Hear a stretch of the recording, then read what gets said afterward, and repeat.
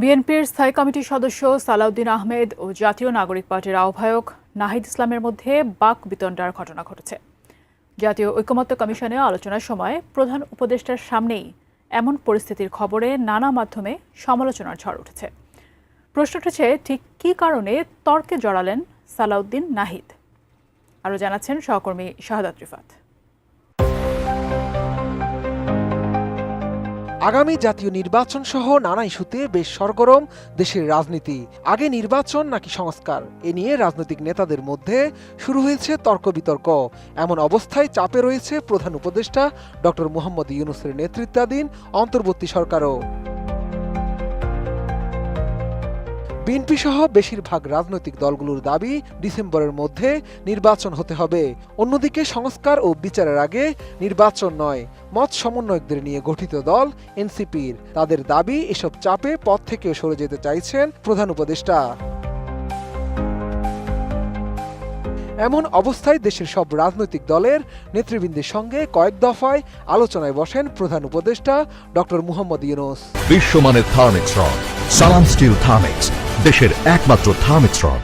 তবে ডিসেম্বরের মধ্যে নির্বাচন ইস্যুতে অনড় বিএনপি সহ বেশিরভাগ রাজনৈতিক দল।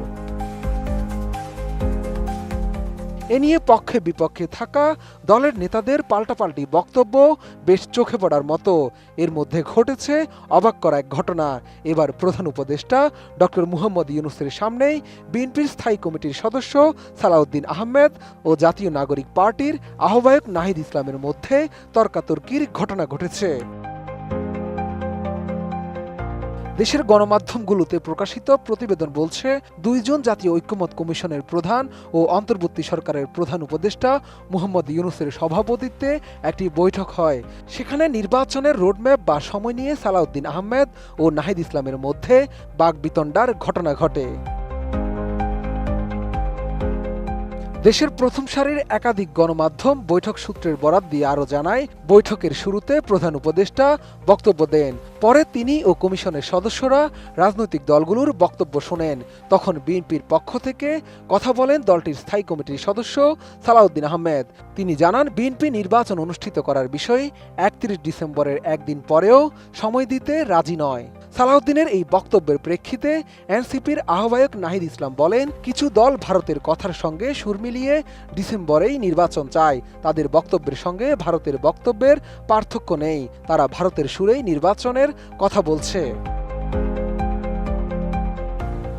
এদিকে নাহিদ ইসলামের এমন মন্তব্যের সঙ্গে সঙ্গে ক্ষুব্ধ প্রতিক্রিয়া জানিয়ে বিএনপির স্থায়ী কমিটির সদস্য সালাউদ্দিন আহমেদ বলেন, ডিসেম্বরে নির্বাচন চাইলে যদি ভারতের সুরে কথা বলা হয়, তাহলে যারা নির্বাচন পেছাতে চায় তারা নিশ্চয়ই যুক্তরাষ্ট্র কিংবা চীনের সুরে কথা বলছে। মূলত এই বিষয়টি নিয়েই দুই দলের নেতাদের মধ্যে বাকবিতণ্ডতা শুরু হয়। পরে তাদের শান্ত করেন উপস্থিত অন্যান্য রাজনৈতিক নেতারা। বৈঠক শেষে বিএনপির সিনিয়র নেতা সালাউদ্দিন সাংবাদিকদের সঙ্গে কথা বলেন, জানান তাদের বিশ্বাস ডিসেম্বরের মধ্যেই জাতীয় নির্বাচন অনুষ্ঠিত করা সম্ভব। আমরা মনে করি ডিসেম্বরের ভিতরে নির্বাচন অনুষ্ঠান করা জাতীয় সংসদের খুবই সম্ভব এবং এর আগেই জরুরি ভিত্তিতে যে সমস্ত সংস্কার করা প্রয়োজন, বিশেষ করে নির্বাচনমুখী, সেই সংস্কারগুলোকে চিহ্নিত করে আমরা ঐকমত্যের মাধ্যমে সেগুলো বাস্তবায়ন করি এবং সেই এমন কোন সংস্কার নাই যেগুলো এক মাসের মধ্যে বাস্তবায়ন করা সম্ভব হবে না। অন্যদিকে এনসিপির আহ্বায়ক নাহিদ ইসলাম বলেন, জুলাই সনদ বাস্তবায়নের আগে নির্বাচনের তারিখ ঘোষণা করা ঠিক হবে না। এই জুলাই মাস আসতেছে, ১ বছর পূর্তি হবে আমাদের গণ অভ্যুত্থানের। ৫ই আগস্টের আগেই এই জুলাই মাসের মধ্যেই যাতে জুলাই সনদটি কার্যকর করা হয়, সকলের স্বাক্ষর নিয়ে আমরা যাতে জুলাই সনদ করতে পারি এবং জুলাই সনদ কার্যকর হওয়ার আগে নির্বাচনের তারিখ ঘোষণা করা ঠিক হবে না। জুলাই সনদ ঘোষণার আগে যদি নির্বাচনের তারিখ ঘোষিত হয় তাহলে সংস্কার প্রক্রিয়া ব্যাহত হতে পারে।